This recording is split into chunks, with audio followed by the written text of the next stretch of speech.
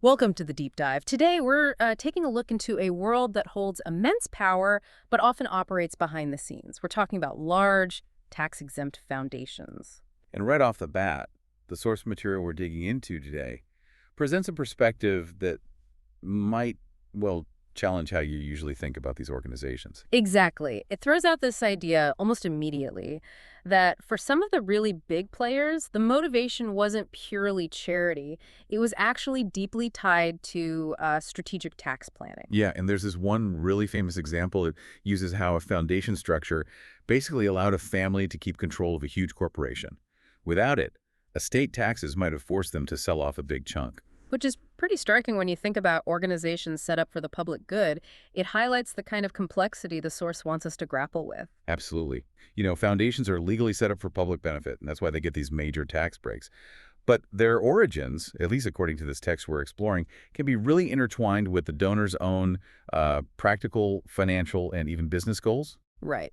So that's our mission for this deep dive, to unpack that power, that influence, but specifically through the lens provided by this historical source material, which is heavily shaped by some critical congressional investigations from the mid-20th century. The main source is a book analyzing these foundations, hmm and it leans very heavily on the findings and, frankly, the critical viewpoints of the Cox and Reese congressional committees from back then. So it's definitely offering a critical perspective on how these foundations worked and what their impact might have been. And just to be crystal clear, we're basing this discussion solely on the arguments and evidence presented in this source material. We're going to explore its key claims, who it says was really pulling the strings, where the money supposedly went, and the potential ripple effects on things like education, social science, even foreign policy. Yeah, it's all about understanding the specific arguments laid out in this text concerning the alleged motivations and the kind of influence these powerful entities were seen to wield at that time. And this material definitely doesn't pull any punches.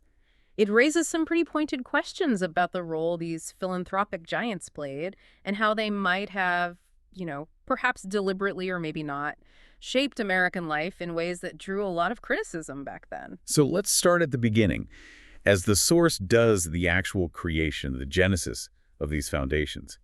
The text argues pretty strongly that the reasons behind their founding weren't always just about, pure generosity. That's a central theme, isn't it? That tax strategy was a major driver, especially for the super wealthy operating under the high tax rates of that period. Exactly. For individuals and families in those top tax brackets, the source lays out how setting up a foundation could be a very savvy financial move. And it even details a specific calculation, doesn't it? How donating assets that had appreciated a lot in value could actually leave the donor better off financially after the donation. Yeah, better off than if they just sold the assets, paid the capital gains tax, which could be substantial, and then kept the rest or gave it away directly. That puts a different spin on things. It suggests a powerful financial incentive that exists alongside any charitable intent. It positions the foundation, at least partly, as a tool for managing wealth and minimizing tax burdens, according to this analysis. And the text really hammers this point home with one huge, iconic example, the Ford Foundation. Right. This is where the argument gets very specific and quite impactful.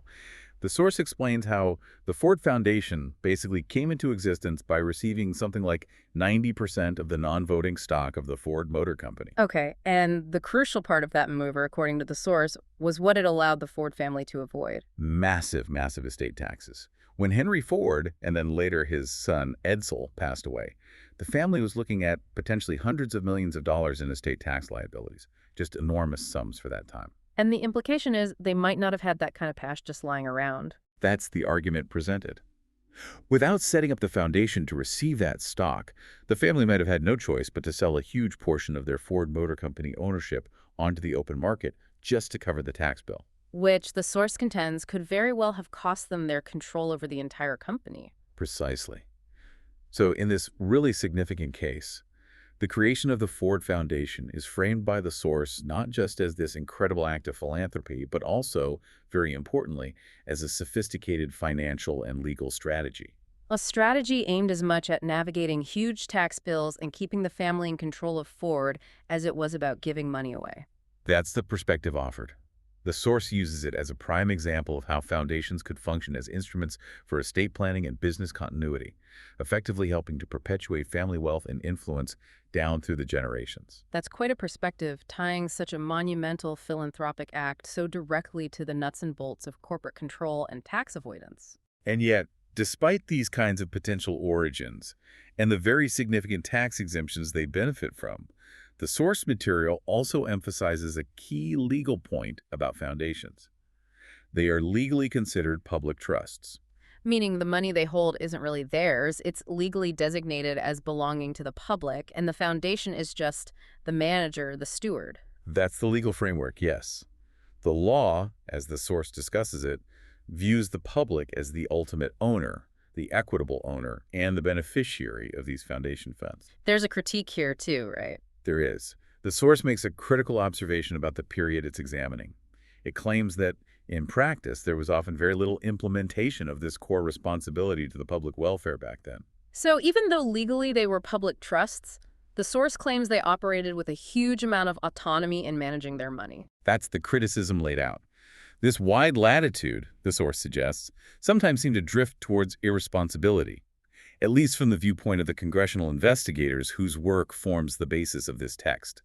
This apparent gap between their legal status and their operational freedom seems to be one of the key issues that led to closer examination. And that closer examination is precisely what we get with those congressional investigations.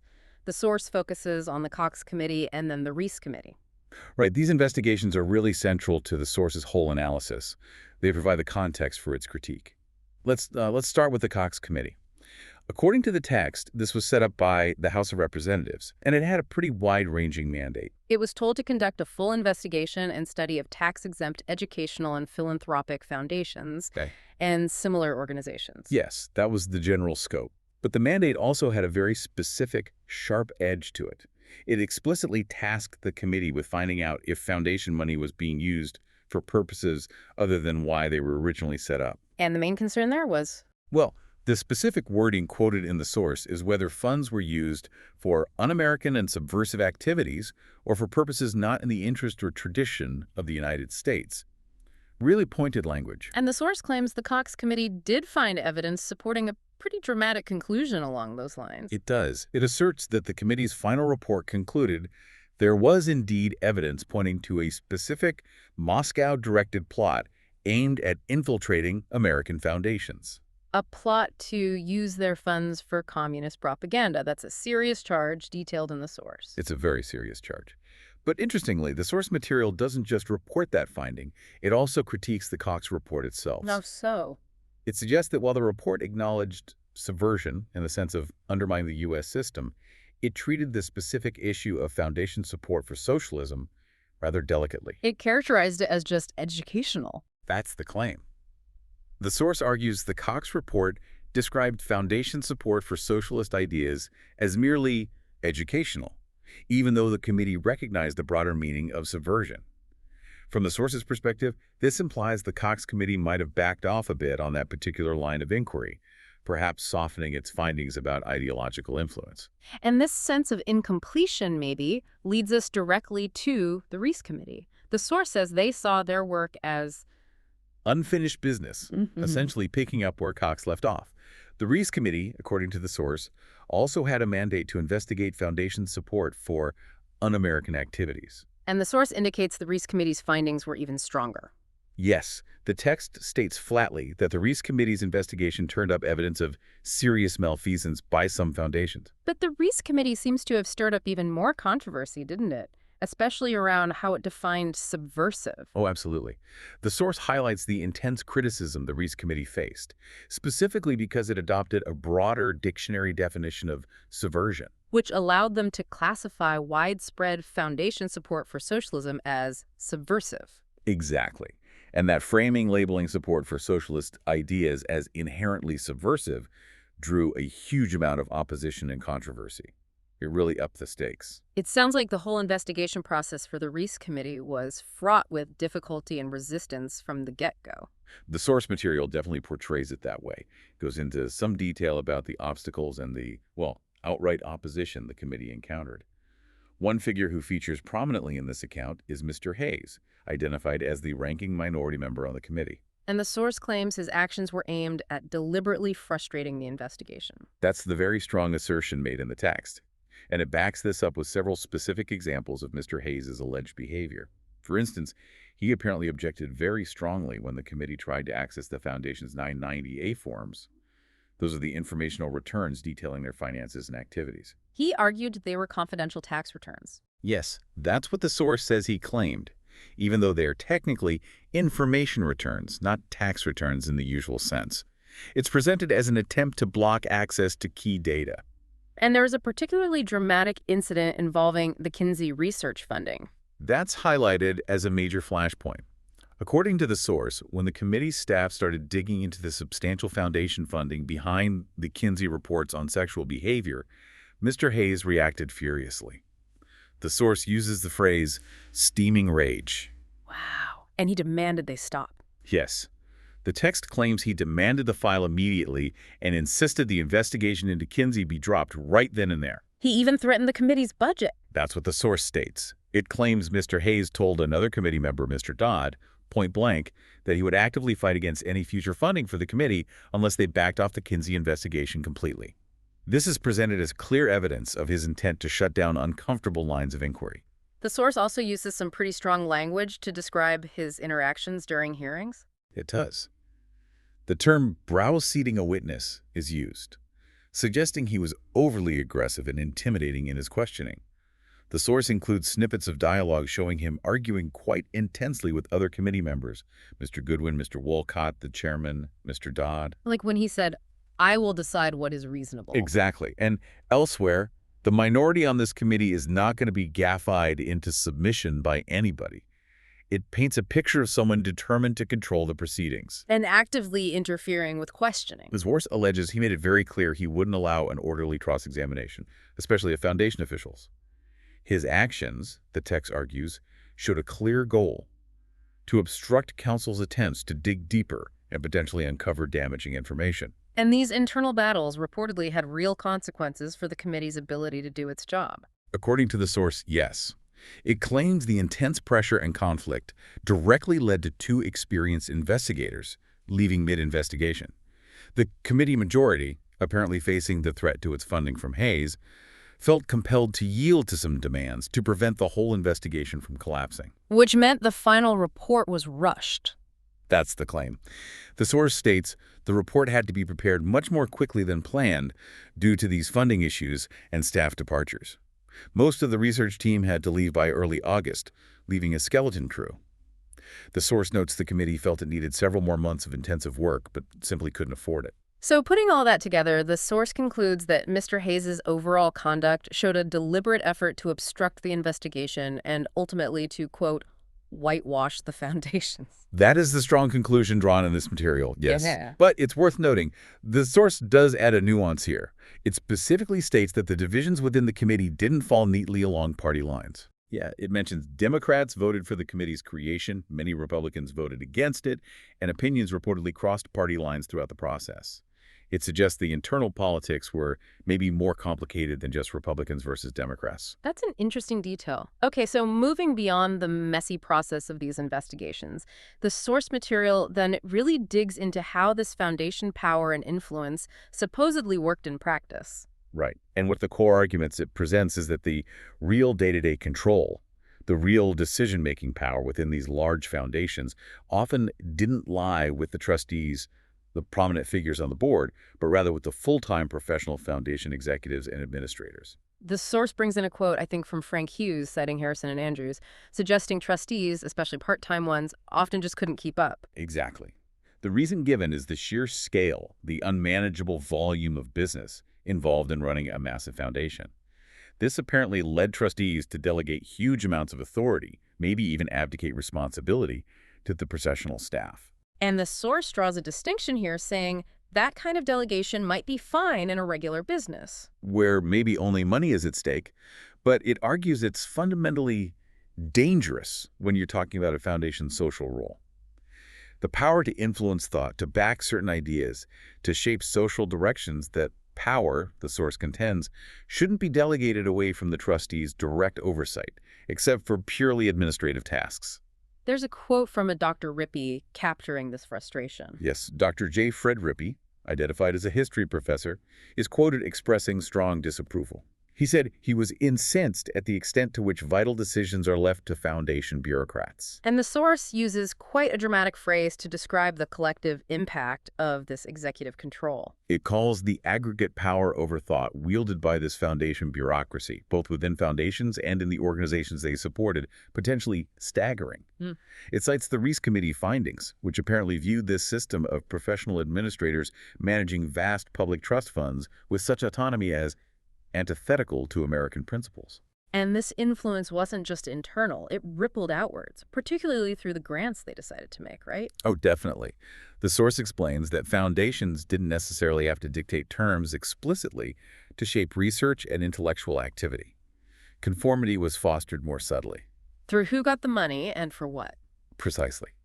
By selecting which researchers and institutions receive grants, and by approving or rejecting specific research topics and methodologies, they effectively steered the direction of inquiry. Leading academics to figure out what the foundations wanted to hear. That's exactly how the Reece Committee is quoted describing it. They said academics soon learned to study the predilections, preferences, and aversions of foundations' executives. People learn how to frame their proposals to please the funders. And getting that funding became key to career success. The source argues strongly that being in with a major foundation getting those grants could significantly boost an academic's career. Conversely, not being favored made advancement infinitely more difficult.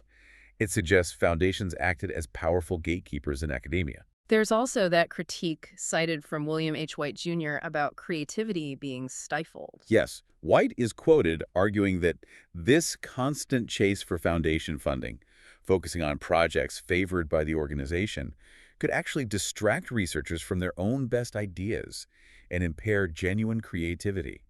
He even gives an anecdote about a foundation chairman pushing his own pet project over the scientist's own interests, resulting in work that felt like a net subtraction from what could have been achieved. That was White's assessment in that case. And he also commented on how projects could just keep going regardless of their real value. Right. The idea that their main reason for being is to produce more research to justify a grant for more research. Exactly. It paints a picture of how the funding system itself could create a kind of self-perpetuating cycle, potentially disconnected from original research goals. And the source links this to a broader criticism. Yes, it connects these dynamics to a perceived general sterility in some foundation-funded social science, a tendency to elaborate on existing ideas rather than funding truly groundbreaking or daring unorthodoxies. Now, beyond just individual grants, the source material talks about how foundations collaborated and funded intermediary groups, creating what it calls a concentration of power. Yes, it uses terms like concentration of power or even intellectual cartel to describe how major foundations, especially in social sciences and education, allegedly operated in concert. This influence was often channeled through these intermediary organizations that the foundations heavily supported financially. And these intermediary groups became pretty powerful themselves. That's the argument. By receiving substantial, steady funding from the big foundations, these organizations gained dominant positions, shaping agendas and directing research in their respective fields. The source gives examples of interlocks, too, people sitting on multiple boards. It does. It lists connections involving places like the Rand Corporation, Ford, Rockefeller, Mudd Foundations, American Heritage, Battelle Memorial Institute. It points out, for instance, that the chairman of Rand was also president of Ford, which then gave Rand a $1 million grant. It uses examples like that to illustrate the close, overlapping networks. The Social Science Research Council, the SSRC, gets a detailed look as one of these intermediaries. And the source specifically highlights the Reece Committee's criticism of how the SSRC selected its own board members. Apparently, instead of the professional societies electing their representatives, the committee found that a small internal group, a clique, basically nominated the members. And there was a specific reason given for that change. According to the source, yes. An SSRC director reportedly explained that they switched to this nomination system specifically to keep out old-fashioned social scientists. Meaning those who didn't favor the statistical, empirical methods preferred by the foundation executives funding the SSRC. That's the strong implication based on the committee's findings. The structure was allegedly changed to ensure the board aligned with the funders' methodological preferences, potentially shutting out alternative scholarly approaches. And the Reese Committee found this problematic. Highly problematic. They reportedly called the process rather undemocratic, to say the least, and noted that having former directors pick new members, rather than the societies themselves, increased the SSRC's totalitarian character, in their words. The American Council on Education is another example mentioned, right, as a clearinghouse. Yes, heavily backed by Rockefeller and Carnegie money. The source quotes its own stated purpose, which went beyond just sharing information. It included stimulating experimental activities and even attempting to formulate national policy, suggesting a role that edged towards influencing policy, not just facilitating academic work. And these interlocks didn't just stay within the foundation and academic world. The source claims they extended into government as well. This is another significant pathway of alleged influence discussed in the text. The Rhodes Scholars Program is brought up as one illustration. How does that connect? The source points to the large number of American Rhodes Scholars who ended up in influential positions in universities, government, journalism, and within foundations themselves. It names Dean Rusk, who was president of Rockefeller and a Rhodes Scholar, and mentions other foundation heads, senators, and congressmen who were also alumni. It even quotes the American Secretary of the Rhodes Trust, acknowledging the program inspired other foundations, suggesting a linked network. There's also that very specific story about advisors appointed to General MacArthur in post-war Japan. Right, that anecdote is used to illustrate how foundation-linked groups allegedly influenced government appointments in a really sensitive context. According to the source, a Professor Colgrove suggested a list of qualified people to advise MacArthur on political matters, but his list was apparently ignored entirely. And the people who were chosen came from. Professor Colgrove is quoted saying, he later found out the appointed advisors were selected exclusively from lists provided by just two specific foundation-funded intermediary organizations, the Institute of Pacific Relations, IPR, and the American Council of Learned Societies, ACLS. And the source connects these particular groups to controversies. It does. It states the IPR had known communist connections, according to investigations at the time. And regarding the ACLS, it notes the Cox Committee found the long list of alleged Communist Front associations linked to its executive secretary, Mortimer Graves, to be quite striking. So the picture the source paints here is that foundations, acting through groups they funded, were potentially influencing who got key government advisory roles, and some of those intermediary groups had concerning affiliations, according to the investigations cited. That's the essence of the argument presented in this part of the source, another element of this alleged concentration of power and interconnected network. Okay, these perceived connections and ways influence was wielded lead us directly into the areas where the source material levels its sharpest criticisms about what foundations were actually doing. One major claim is about a distinct political leaning. Yes, the source argues very strongly that a significant portion of the research and activities funded by these foundations, especially in the social sciences, skewed noticeably to the left. It brings in testimony from Professor Rowe on this point. Professor Rowe reportedly testified that American social science had become heavily influenced by ideas coming from Europe, which he directly linked to a socialistic mentality. What kind of ideas? He connected this influence to things like accepting economic determinism, prioritizing empirical data over theoretical understanding, and embracing the concept of social engineering. The idea that experts should guide society. Exactly. The notion that an elite group possesses the knowledge to steer society. Rowe argued these ideas, which he explicitly linked to Marxism, had significantly infected, his word, American social science thinking, often via foundation support. And the source makes a very direct, powerful claim about foundation funds essentially working on the side of subversion. That exact phrase is used. The argument is that by disproportionately funding projects that, in the view presented, aim to undermine traditional American moral, political, and economic principles, particularly in the social sciences, and by not equally supporting projects designed to strengthen those principles, foundations were effectively operating on the side of subversion, using the definition employed by the committees.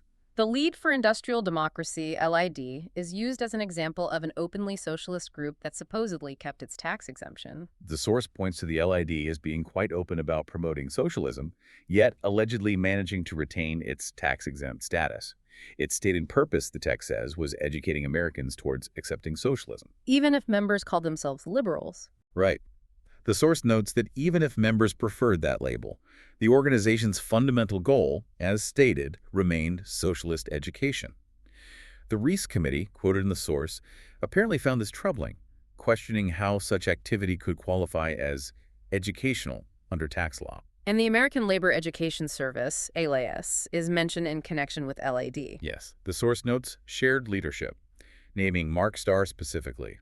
It quotes ALAS materials discussing the need for political fighting within various societal organizations, corporations, trade groups, unions, professional bodies. And it even quotes ALAS mentioning the potential need for unconstitutional measures. That quote is indeed presented from ALAS material cited in the source. It also references the Bolsheviks' focus on controlling key social centers as a model for achieving fundamental change, hinting at strategies that might bypass constitutional norms. The source underscores the influence here by listing Mark Starr's many roles in government and international bodies. Switching gears to specific funded projects, Gunnar Myrdal's major work, An American Dilemma, comes up. Yes, this hugely influential study on race relations in America was commissioned by executives from the Carnegie Foundation and the SSRC. The source frames this commission as deliberately dealing with incendiary matter, expecting it to be exploited by Myrdal, whom it identifies as a leader of international socialism. What are the specific criticisms of the book presented in the source? The source focuses on Myrdal's sharp critiques of American society. It quotes him calling American respect for law and order desperately low.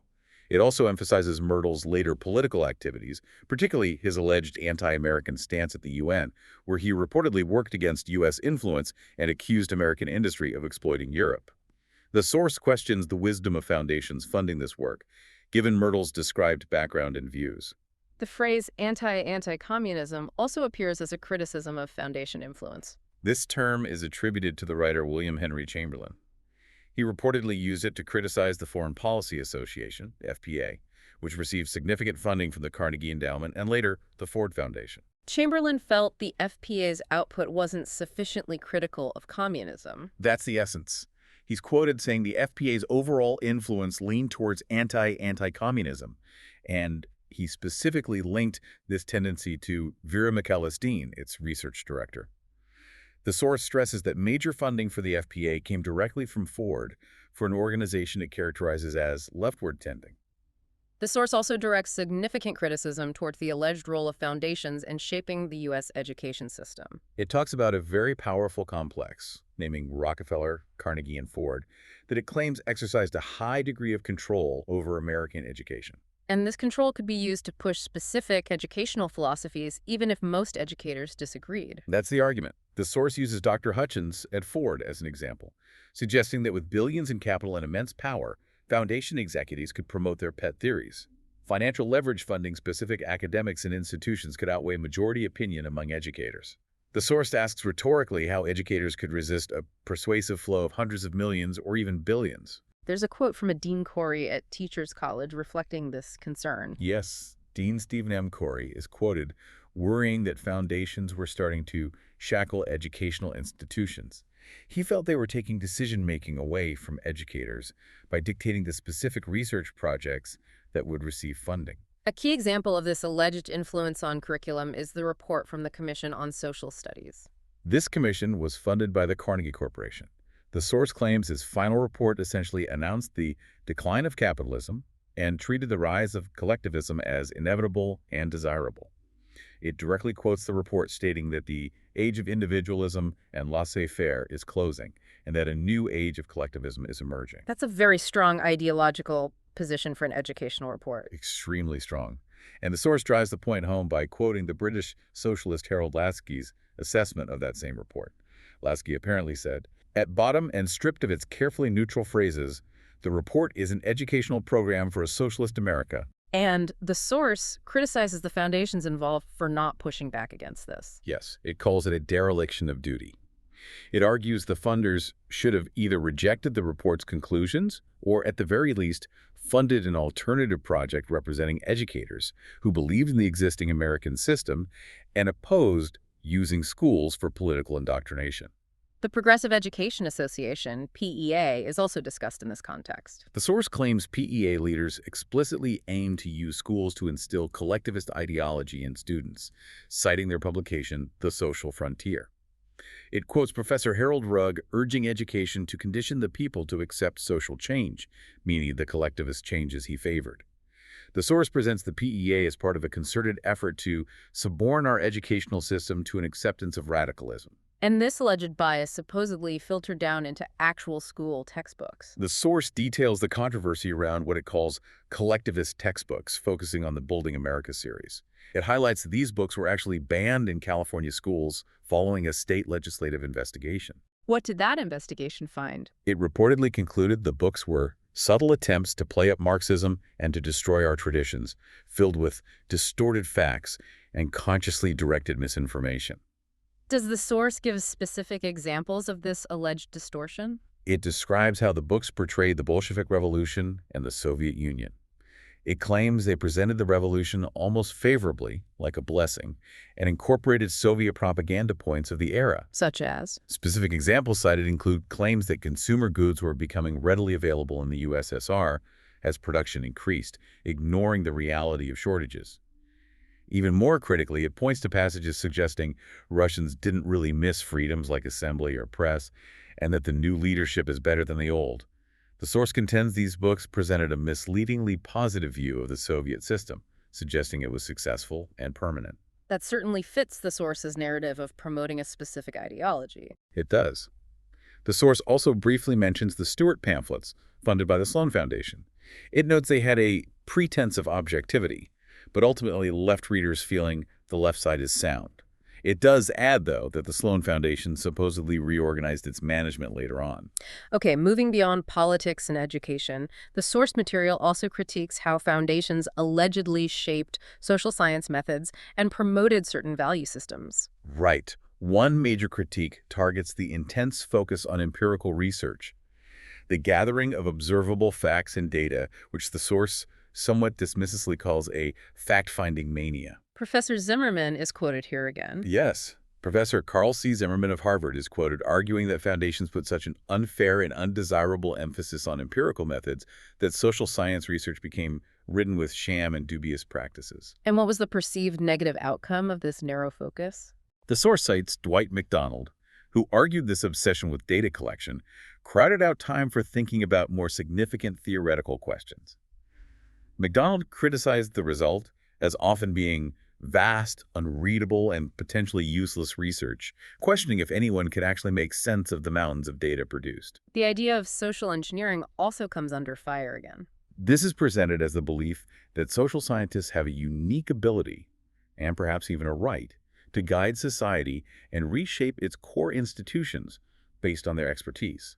The source questions this premise. And the Ford Foundation's funding of the jury eavesdropping project is the prime example here. Yes, that extremely controversial project is discussed as a case study of social engineers trying to apply scientific methods in this case, secretly recording jury deliberations to understand a fundamental legal institution. Which caused a huge public outcry at the time. According to the source, yes. It was widely condemned as a shocking violation of the right of privacy and an attack on the jury system itself. The source also highlights what it sees as a lack of accountability within Ford afterwards. Bernard Berelson, who headed the division involved, reportedly kept his job, which the source contrasts with how such a fiasco might be handled in the business world. The source also touches on the promotion of concepts like cultural lag and moral relativity. This is presented as another area where foundation funding allegedly influenced prevailing ideas. Dr. Ralph Cooper Hutchinson, a college president, is cited criticizing what he called scientific humanism, which he connected to foundation support. What were his specific concerns about this scientific humanism? Dr. Hutchinson is quoted outlining its perceived dangers. The belief that all truth is purely scientific, that only material realities have value, and that social progress is the supreme goal, overriding other values. He argued it essentially co-opted the idea of social progress from Christian ethics, but discarded its foundation in timeless moral principles. And the significant foundation funding for the Kinsey research is presented as an example of support for potentially disruptive, value-challenging work. The Rockefeller Foundation's substantial funding funneled through the National Research Council for Research on Sex, including Kinsey's projects, is detailed. The source acknowledges the dollar amount for Kinsey, $414,000, might seem relatively small in the foundation world, but argues its impact in this sensitive area was quite out of proportion to the money spent. And the source discusses the reaction and use of the Kinsey reports after publication. It quotes Professor Hobbs, who described how Kinsey's findings were widely believed and actively used to argue for changing existing moral codes and laws. Hobbs claimed proponents argued laws were wrong if they didn't align with Kinsey's purported biological facts, and he asserted that much of Kinsey's work was actually propaganda rather than objective fact. So the source is claiming foundation money-backed research that was then deployed as propaganda to challenge traditional morality and laws. That's the strong argument being made. The source also briefly mentions Robert Eisler's view, reportedly found in Foundation-distributed materials, that modern relativist values had, quote, shattered the basis of Christian ethics, explicitly linking contemporary thought to a challenge to traditional values. Lastly, the source examines how foundations allegedly influenced foreign policy and international bodies, aiming to foster what it terms the international mind. It describes concerted efforts by certain foundations, using the Carnegie Endowment for International Peace as a key example. Through extensive publishing, conferences, and partnerships, these foundations supposedly achieved positions of worldwide influence, Evolving from neutral platforms into advocates for particular viewpoints. That's the claim.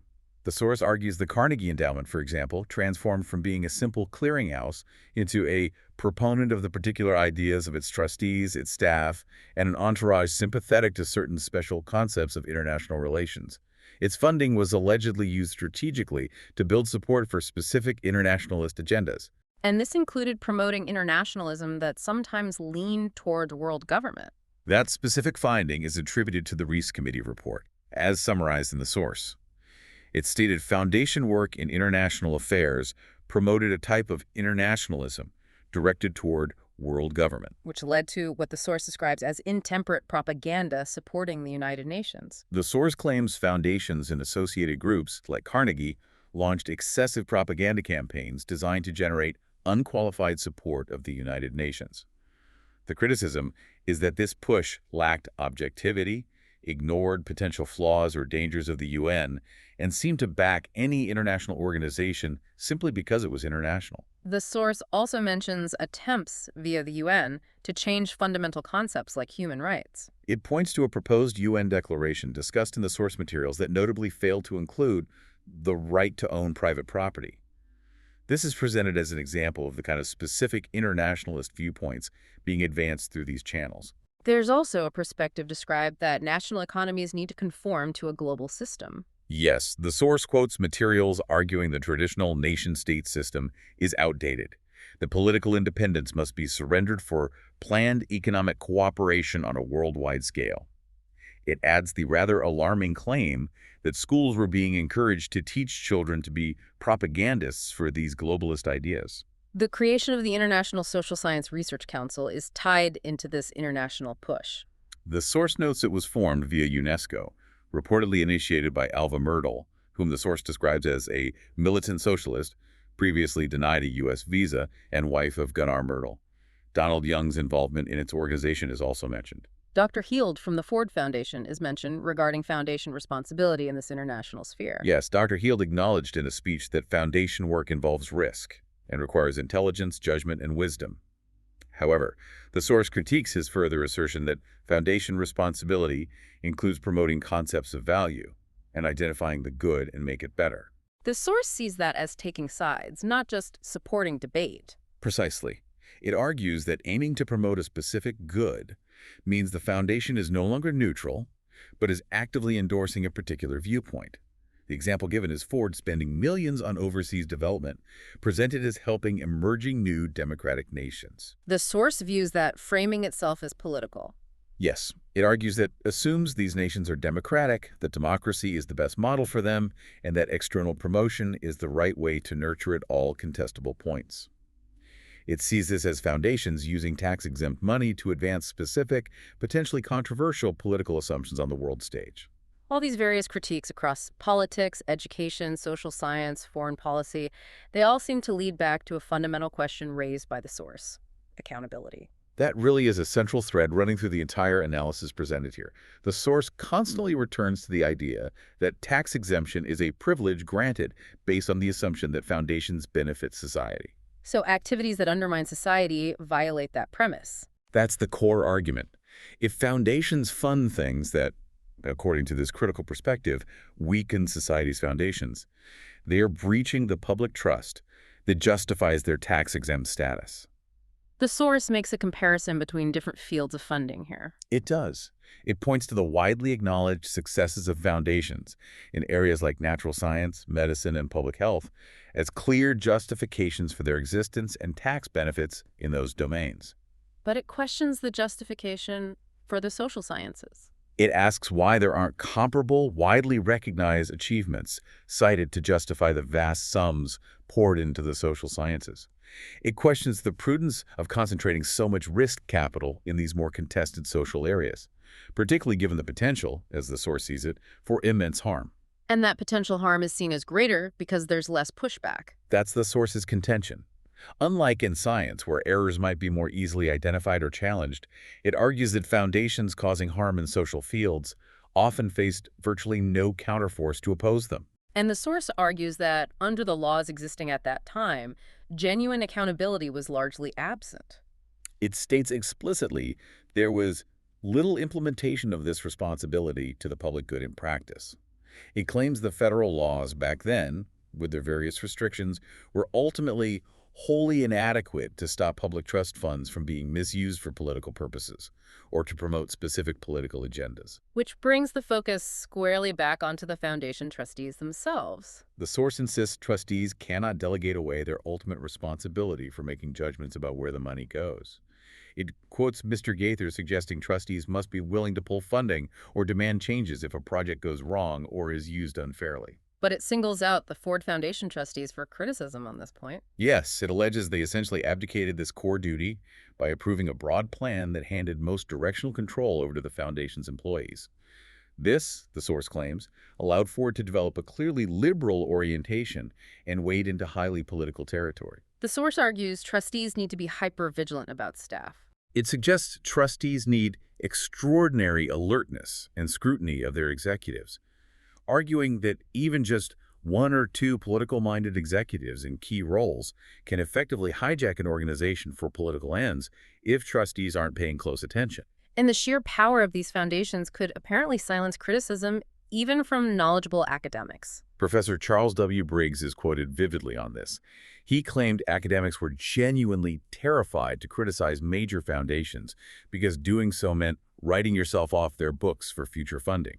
He emphasized the foundation's power to punish dissent through their control of patronage or their connections with influential friends, reinforcing the idea that challenging them could seriously jeopardize an academic career. So given all these deep concerns presented in the source about concentrated power, questionable influence, lack of accountability, what kinds of fixes or reforms does the material discuss? Well, it mentions some earlier proposals, like those from the Walsh Commission decades prior. They suggested things like limiting the sheer amount of money and power any one foundation could hold, restricting how much income they could accumulate, requiring much stricter inspection and completely open public reporting, setting up a dedicated government body to watch over them, and even increasing government's own role in education and social services to act as a counterweight. What about ideas closer to the time of the Reece Committee, or from the author of the source itself? The Reece Committee strongly urged continued investigation.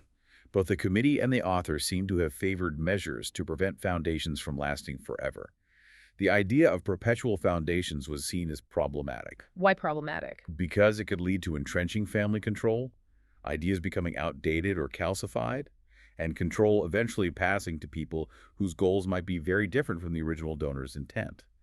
So limiting the lifespan of foundations was one idea floated. What about dealing with misuse of funds? Instead of trying to penalize foundations retroactively, which is difficult, the source mentions the idea of empowering courts or state agencies to immediately remove trustees found responsible for misuse. And were there restrictions proposed on what foundations should fund? The Reece Committee and the author seem to think foundations should have broad freedom beyond just science and medicine, However, they argued forcefully that foundations should be absolutely prohibited from using tax-exempt funds for anything deemed subversive and for any kind of political activity or promotion. And finally, the source offers the author's own definition of what real accountability would look like. The author argues that genuine accountability isn't just about tracking dollars spent. It means the public, who is legally the beneficiary of these trusts, has the right to understand the theory behind the grants, the objectives they aimed for, and the actual results achieved. How would that work? They propose a system of regular public self-audits by the foundations themselves, combined with transparent public accounting. The idea is this would allow foundations to catch and correct their own errors, and perhaps preempt the need for stricter government regulation down the line. Okay, so stepping back from all this detail, we've really journeyed deep into the world of large foundations, but specifically as seen through the critical perspective offered by this source material, heavily reliant on those mid-century congressional investigations. We've looked at the arguments that their creation was often complex, involving significant tax and estate planning motivations, with Ford as a major case study. We've examined the intense scrutiny from the Cox and Reese committees, the serious concerns they raised about alleged subversion and socialist influence, and also the significant political battles and opposition those investigations faced, particularly the role of Mr. Hayes as detailed in the text. We've unpacked the mechanisms of influence. The source points to the alleged power shift from trustees to executives, the ways grant-making could shape research agendas and foster conformity, and the concentration of power through networks, intermediaries, and even links to government appointments. And we dove into these specific, controversial critiques presented. Claims of a leftward political bias, the alleged shaping of education towards collectivism, influencing social science methods towards empiricism and values towards relativism, and even impacting foreign policy through the promotion of a particular brand of internationalism. And all of this, as presented in the source, consistently comes back to these fundamental questions of accountability, why it's crucial for tax-exempt entities, why the source claims it was sorely lacking under the laws discussed, the alleged failures of trustee oversight, and the different proposals put forward for how these powerful organizations could be made truly answerable to the public trust they operate under. It's quite a historical account, and the perspective offered in this source certainly raises questions that echo even today. These large, influential tax-exempt foundations are still major forces in society, shaping research, education, public discourse, and policy. Understanding these historical criticisms, even if you don't agree with all of them, is relevant for thinking about their role now. So perhaps a final thought for you, our listener, drawing from this material. Given the undeniable power and influence that large tax-exempt foundations continue to wield today, and keeping in mind the historical concerns raised in this source about control, transparency, and potential bias, how can we, as a society, best ensure that these entities truly operate in the public interest and remain genuinely accountable, especially when they venture into complex and contested social or political arenas? It's that fundamental tension, isn't it? Balancing the freedom that philanthropy needs to innovate and take risks with the transparency and accountability owed to the public that grants them that privileged status. A tough balancing act. Indeed it is. Definitely gives us a lot to think about. Thanks for joining us for this deep dive.